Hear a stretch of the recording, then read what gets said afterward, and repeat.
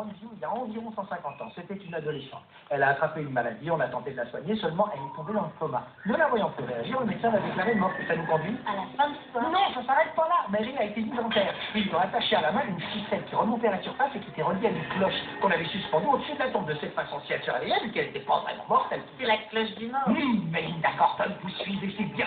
J'aime bien ça chez vous. Seulement, les parents de Mary, ils étaient tellement accablés de chagrin que le soir, ils en sont jetés quelques-uns derrière la crâne pour se donner du courage. Et ils ont fini rétablis. En se réveillant le lendemain, ils sont allés voir la sépulture et ils se sont aperçus que la cloche avait jarclé, comme disent les jeunes. Et qu'est-ce qu'ils ont fait? Eh ben, ils l'ont vite déterré, ils ont ouvert le cercueil, sauf que c'était un peu trop tard. Cette fois-ci, elle était vraiment morte. Et il y avait à l'intérieur du couvercle du cercueil plein de marques de griffures avec du sang. Et tout ce que ça vous inspire. Consultez-vous, mais vous êtes comme mes étudiants, vous. Je comprends mieux maintenant, ça prend enfin un sens. Les blogs disent qu'on entend d'abord sonner une cloche et qu'ensuite elle apparaît.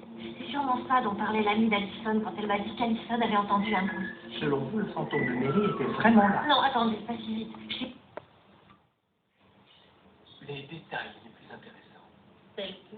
Vous avez, je pense, entendu parler du médecin qui avait prononcé le décès. Mais savez-vous qui était ce médecin? C'était son propre père. La famille habitait une grande maison sur Oak Shadow Lane. Plus personne n'y vit aujourd'hui. Mais à une époque, c'était le domicile du docteur Horace Mumford, de sa femme et de leur fille Mary. La pauvre Mary a contracté la diphtérie, une maladie incurable en ce temps-là et extrêmement contagieuse. Alors, le docteur Mumford s'est dit qu'il valait mieux l'enterrer rapidement.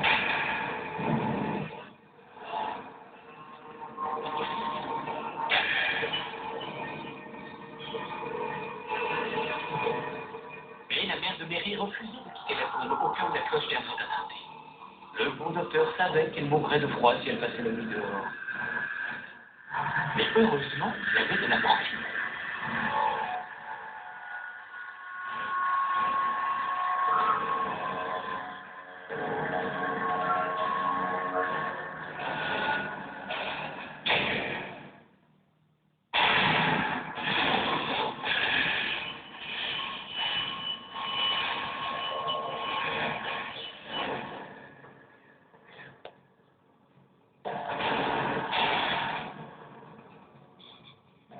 Et bien sûr, vous connaissez la suite. Le temps qui déterre Mary, elle était morte de la main de son propre père. Je regrette de vous avoir demandé. Attendez, vous allez louper le meilleur. Quand il a ouvert le cercueil, les mains de Mary étaient si pleines de sang qu'il n'a pas tout de suite remarqué que la pauvre petite n'avait plus d'eau. Ils étaient restés plantés dans le couvercle du cercueil.